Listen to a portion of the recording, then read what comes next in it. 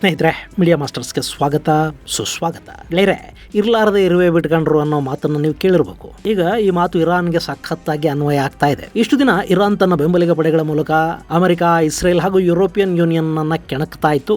ಆದರೆ ಈಗ ದೊಡ್ಡದೊಂದು ಎಡವಟ್ಟನ್ನೇ ಮಾಡಿಕೊಂಡಿದೆ. ಅದು ಜೋರ್ಡಾನ್ನಲ್ಲಿನ ಅಮೆರಿಕದ ಸೇನಾ ನೆಲೆಯ ಮೇಲೆ ದಾಳಿ ಮಾಡಿಸಿದ್ದು. ಅದರಲ್ಲಿ 3 ಅಮೆರಿಕ ಸೈನಿಕರು ಸಾವನ್ನಪ್ಪಿದ್ದಾರೆ, 40ಕ್ಕೂ ಹೆಚ್ಚು ಮಂದಿ ಗಾಯಗೊಂಡಿದ್ದಾರೆ. ಇದಕ್ಕೆ ಪ್ರತೀಕಾರ ಹೇಳೋದಕ್ಕೆ ಮುಂದಾಗಿರೋ ಅಮೆರಿಕ ಇರಾನ್ ರೆವಲ್ಯೂಷನರಿ ಗ್ರೂಪ್ ಹಾಗೂ ಅದರ ಅಂಗಸಂಸ್ಥೆಗಳಿಗೆ ಸೇರಿದ 85 ಸ್ಥಳಗಳ ಮೇಲೆ ಭಾರಿ ಪ್ರಮಾಣದ ದಾಳಿಯನ್ನು ಮಾಡಿದೆ. ಅದರಲ್ಲೂ ಸಿರಿಯಾ, ಇರಾಕ್ ಹಾಗೂ ಇರಾನ್ಗಳಲ್ಲಿ ಈ ದಾಳಿಗಳು ನಡೆದಿವೆ. ಅಮೆರಿಕ ತನ್ನ ದಾಳಿಯನ್ನು ಮತ್ತಷ್ಟು ಹೆಚ್ಚಿಸುವ ಸಾಧ್ಯತೆ ಕೂಡ ಇಲ್ಲಿದೆ ಅಂತ ಹೇಳಲಾಗ್ತಾ ಇದೆ. ಹಾಗಾದ್ರೆ ಇಸ್ರೇಲ್ ಹಮಾಸ್ ಸಂಘರ್ಷದ ಕಾರಣದಿಂದ ಈಗಾಗಲೇ ಯುದ್ಧ ಪೀಡಿತವಾಗಿರುವ ಮಧ್ಯಪ್ರಾಚ್ಯದಲ್ಲಿ ಈಗ ಹೊಸ ಸಮಸ್ಯೆಯೊಂದು ಶುರುವಾಗ್ತಾ ಇದೆಯಾ? ಇಲ್ಲಿ ಅಮೆರಿಕದ ದಾಳಿಗೆ ಇರಾನ್ನ ಪ್ರತಿಕ್ರಿಯೆ ಹೇಗಿದೆ? ಇದೊಂದು ದಾಳಿ ಮಧ್ಯಪ್ರಾಚ್ಯದಲ್ಲಿ ಅಮೆರಿಕ ಇರಾನ್ ಯುದ್ಧಕ್ಕೆ ಕಾರಣವಾಗುತ್ತಾ ಅನ್ನೋದ್ರ ಬಗ್ಗೆ ಒಂದಷ್ಟು ಮಾಹಿತಿಯನ್ನ ನಾವಿಲ್ಲಿ ನೋಡೋಣ.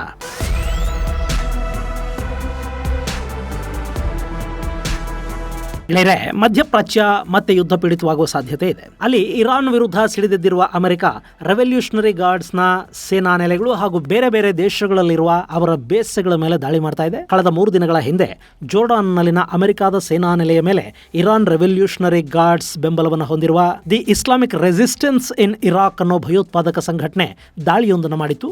ಅದರಲ್ಲಿ 3 ಅಮೆರಿಕದ ಸೈನಿಕರು ಸಾವನ್ನಪ್ಪಿದ್ರು, 40 ಮಂದಿ ಯೋಧರು ಗಾಯಗೊಂಡಿದ್ರು. ಜೋರ್ಡಾನ್ ಮತ್ತು ಸಿರಿಯಾದ ಬಾರ್ಡರ್ನಲ್ಲಿರುವ ಅಮೆರಿಕದ ಟವರ್ 22 ಮೇಲೆ ಈ ದಾಳಿ ನಡೆದಿದ್ದು, ಇಸ್ಲಾಮಿಕ್ ರೆಸಿಸ್ಟೆನ್ಸ್ನ ಉಗ್ರರು ಡ್ರೋನ್ ಮೂಲಕ ದಾಳಿಯನ್ನು ಸಂಘಟಿಸಿದ್ರು. ಹೀಗಾಗಿನೇ ಅಮೆರಿಕ ಈ ಭಯೋತ್ಪಾದಕ ಕೃತ್ಯಕ್ಕೆ ತಿರುಗೇಟನ್ನು ಕೊಡ್ತಾ ಇದೆ.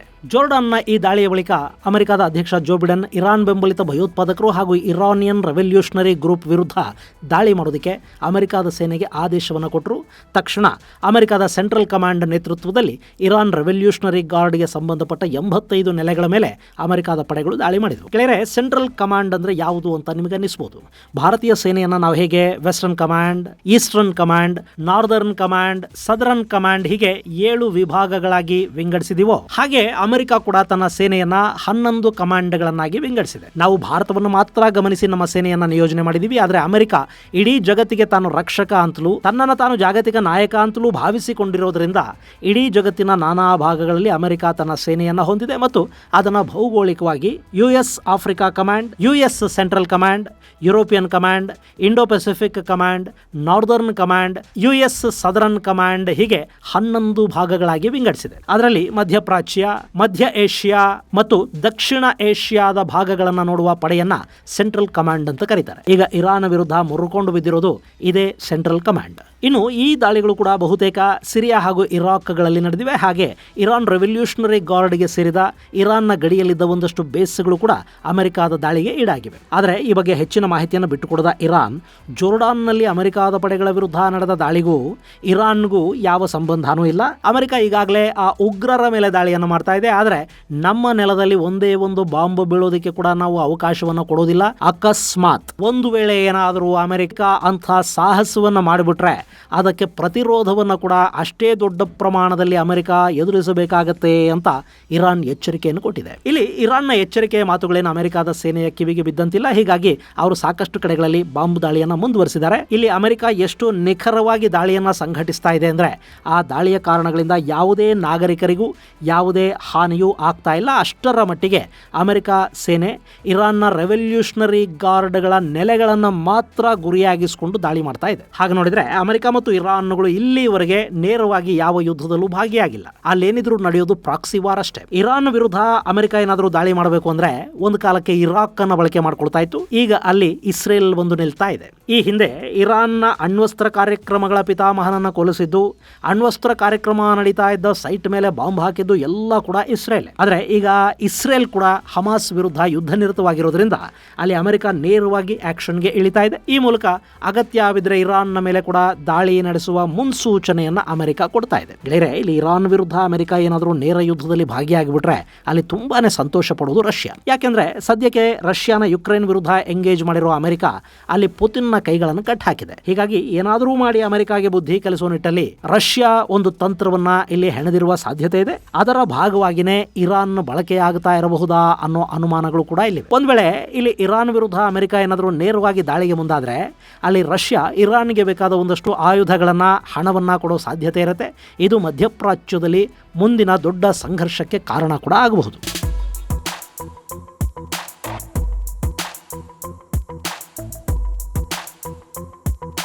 ಇನ್ನು ಮಧ್ಯಪ್ರಾಚ್ಯದಲ್ಲಿ ಅಮೆರಿಕದ ಕಾರ್ಯಾಚರಣೆಗಳನ್ನು ನಾವು ಗಮನಿಸೋದಾದ್ರೆ 2003ರಲ್ಲಿ ಸದಾಮ್ ಹುಸೇನ್ ವಿರುದ್ಧ ಅಮೆರಿಕ ಇರಾಕ್ ಮೇಲೆ ಅತ್ಯಂತ ಭಯಾನಕವಾದ ದಾಳಿಯನ್ನು ನಡೆಸಿತು. ಅದಾದ ನಂತರ ಸಿರಿಯಾದಲ್ಲಿ ಅಮೆರಿಕದ ಪಡೆಗಳು ಕಾಣಿಸಿಕೊಂಡು ಅದು ಕೂಡ ಐಸಿಸ್ ಉಗ್ರರ ವಿರುದ್ಧ. ಹಾಗೆ ನೋಡಿದ್ರೆ ಐಸಿಸ್ ಮಧ್ಯಪ್ರಾಚ್ಯದಿಂದ ಕಾಲ್ ಕೀಳುವಂತೆ ಮಾಡೋದಕ್ಕೆ ಸಾಧ್ಯ ಆಗಿದೆ ಅಮೆರಿಕ ಹಾಗೂ ರಷ್ಯಾಗಳ ಜಂಟಿ ಪ್ರಯತ್ನದಿಂದ. ಆದರೆ ಈಗ ಪರಿಸ್ಥಿತಿ ತುಂಬಾನೇ ಭಿನ್ನವಾಗಿದೆ.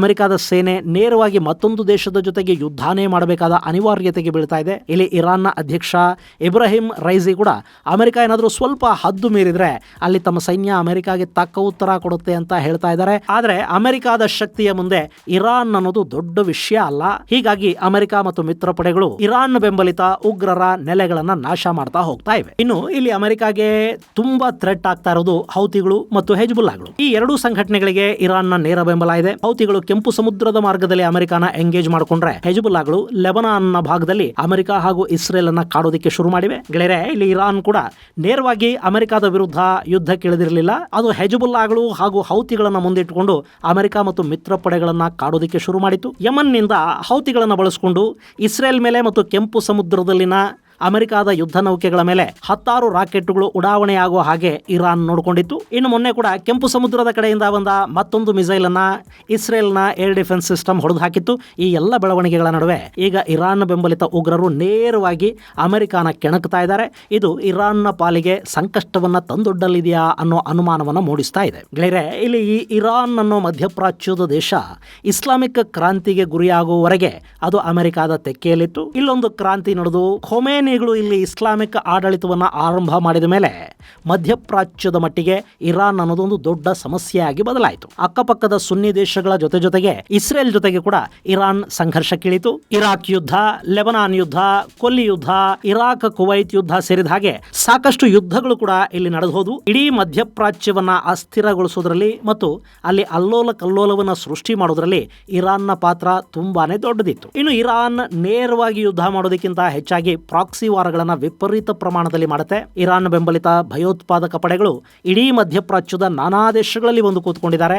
ಲೆಬನಾನ್ನಲ್ಲಿ ಹೆಜ್ಬುಲ್ಲಾಗಳನ್ನ ಇರಾಕ್ ಸ್ಥಾಪನೆ ಮಾಡಿದೆ. ಯಮನ್ನಲ್ಲಿ ಹೌತಿಗಳನ್ನ ಸ್ಥಾಪನೆ ಮಾಡಿರುವುದು ಇದೇ ಇರಾನ್. ಹಾಗೆ ಗಾಜಾದಲ್ಲಿನ ಹಮಾಸ್ ಉಗ್ರರಿಗೆ ಕೂಡ ಇರಾನ್ನ ಬೆಂಬಲ ಇದೆ. ಇನ್ನು ಇರಾಕ್ನಲ್ಲಿ ಇಸ್ಲಾಮಿಕ್ ರೆಸಿಸ್ಟೆನ್ಸ್ ಫೋರ್ಸ್ ಅನ್ನೋದು ಕೂಡ ಇರಾನ್ನ ಬೆಂಬಲದಿಂದಲೇ ಕೆಲಸ ಮಾಡ್ತಾ ಇದೆ. ಹಾಗೆ ಸಿರಿಯಾದಲ್ಲಿ ಕೂಡ ಇರಾನ್ ಬೆಂಬಲಿತ ಭಯೋತ್ಪಾದಕ ಪಡೆಗಳು ತುಂಬಾನೇ ಆಕ್ಟಿವ್ ಆಗಿವೆ. ಇನ್ನು ಇರಾನ್ಗೆ ಭಯೋತ್ಪಾದಕರ ಸಮಸ್ಯೆ ಇಲ್ವಾ? ಖಂಡಿತ ಇರಾನ್ ಕೂಡ ಐಸಿಸ್ ಉಗ್ರರ ಸಮಸ್ಯೆಯನ್ನು ಎದುರಿಸ್ತಾ ಇದೆ. ಜೊತೆಗೆ ಪಾಕಿಸ್ತಾನದ ಗಡಿಯಲ್ಲಿನ ಕೆಲ ಸುನ್ನಿ ಇಸ್ಲಾಮಿಸ್ಟ್ ಗ್ರೂಪ್ಗಳು ಇರಾನ್ ಮೇಲೆ ಆಗಾಗ ಭಯೋತ್ಪಾದಕ ದಾಳಿಗಳನ್ನು ನಡೆಸ್ತಾ ಇರುತ್ತವೆ. ಇಲ್ಲಿ ಶಿಯಾ ಹಾಗೂ ಸುನ್ನಿ ಸಂಘರ್ಷ ಏನಿದೆ ಅದು ಕಳೆದ 40 ವರ್ಷಗಳಲ್ಲಿ ಮಧ್ಯಪ್ರಾಚ್ಯದಲ್ಲಿ ಸಾಕಷ್ಟು ನೆತ್ತರು ಹರಿದು ಹೋಗೋದಕ್ಕೆ ಕಾರಣ ಆಗಿದೆ. ಹೀಗಾಗಿ ಇರಾನ್ನ ಕಿತಾಪತಿಯನ್ನ ಸಂಪೂರ್ಣವಾಗಿ ಮಟ್ಟ ಹಾಕಬೇಕು ಅಂದ್ರೆ ಅಲ್ಲಿ ಅಮೆರಿಕ ಇರಾನ್ ಜೊತೆ ಯುದ್ಧಕ್ಕಿಳಿಯೋದಕ್ಕಿಂತ ಹೆಚ್ಚಾಗಿ ಇರಾನ್ನಲ್ಲಿ ಅಧಿಕಾರ ಪಲ್ಲಟವನ್ನ ಮಾಡಬೇಕು. ಅಲ್ಲಿ ಖೊಮೇನಿಗಳನ್ನ ಪದಚ್ಯುತಗೊಳಿಸಿ ಮತ್ತೊಂದು ತುಂಬಾ ಕಟ್ಟರ್ ಇಸ್ಲಾಮಿಕ್ ಅನ್ನಿಸಿಕೊಳ್ಳದ ಸರ್ಕಾರವೊಂದನ್ನ ರಚನೆ ಮಾಡುವವರೆಗೆ ಮಧ್ಯಪ್ರಾಚ್ಯದ ಸಂಘರ್ಷಕ್ಕೆ ಇತಿಶ್ರೀ ಹಾಡೋದಕ್ಕೆ ಸಾಧ್ಯ ಇಲ್ಲ ಅನ್ನೋ ಅಭಿಪ್ರಾಯವನ್ನ ಇಸ್ರೇಲ್ ಮತ್ತು ಅಮೆರಿಕದ ಸಾಕಷ್ಟು ಮಿಲಿಟರಿ ಅಧಿಕಾರಿಗಳು ವ್ಯಕ್ತಪಡಿಸ್ತಾ ಇದ್ದಾರೆ. ಹೀಗಾಗಿ ಮಧ್ಯಪ್ರಾಚ್ಯದಲ್ಲಿ ಇರಾನ್ ಮತ್ತು ಅಮೆರಿಕದ ಯುದ್ಧ ಶುರುವಾಗುತ್ತಾ ಅಥವಾ ಅಮೆರಿಕ ಇರಾನ್ ವಿರುದ್ಧ ಅವರದ್ದೇ ಜನರನ್ನ ಎತ್ತಿಕಟ್ಟಿ ಅಲ್ಲಿ ಅಸ್ಥಿರತೆಯನ್ನ ನಿರ್ಮಾಣ ಮಾಡಿ ಅಲ್ಲಿನ ಸರ್ಕಾರವನ್ನ ಪದಚ್ಯುತಗೊಳಿಸುವ ಕೆಲಸಕ್ಕೆ ಕೈ ಹಾಕುತ್ತಾ ಅನ್ನೋದಕ್ಕೆ ಕಾಲಾನೇ ಉತ್ತರ ಕೊಡಬೇಕು. ಇದು ಗೆಳೆಯರೆ, ಇರಾನ್ ಬೆಂಬಲಿತ ರೆವಲ್ಯೂಷನರಿ ಗಾರ್ಡ್ಸ್ ಹಾಗೂ ಅದರ ಇನ್ನಿತರ ಮಿತ್ರ ಪಡೆಗಳ ಮೇಲೆ ಅಮೆರಿಕ ನಡೆಸ್ತಾ ಇರೋ ದಾಳಿಗೆ ಸಂಬಂಧಪಟ್ಟ ಒಂದಷ್ಟು ಮಾಹಿತಿ ಮುಂದಿನ ಸಂಚಿಕೆಯಲ್ಲಿ ಮತ್ತಷ್ಟು ವಿಶೇಷಗಳ ಜೊತೆ ಮತ್ತೆ ಭೇಟಿಯಾಗೋಣ. ಅಲ್ಲಿವರೆಗೆ ಜೈ ಹಿಂದ್, ಜೈ ಕರ್ನಾಟಕ.